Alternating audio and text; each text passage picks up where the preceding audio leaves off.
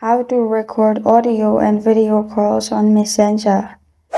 Hi everyone, I'm here to assist you today. Without any delay, let's jump right in. First, open Play Store on your device. Then search Cube ACR and download Call Recorder Cube ACR app.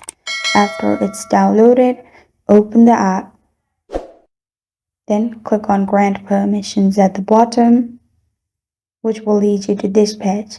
Now you'll find a microphone-like icon at the bottom right corner of your screen. Click on it. Then go to Messenger, audio call someone. Your call will be recorded. After you're done, you can simply come back to the app, which is Cube ACR, and you'll find it in here. Now to record a video call, go to Play Store and download Screen Recorder AZ app.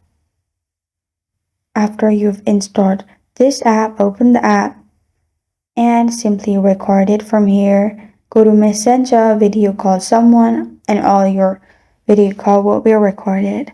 This is how to record audio and video calls on Messenger. Thank you for joining me today. If this video helps you out, please leave a like and subscribe for more. Got a question or want to suggest a topic? Comment below. Thank you for watching.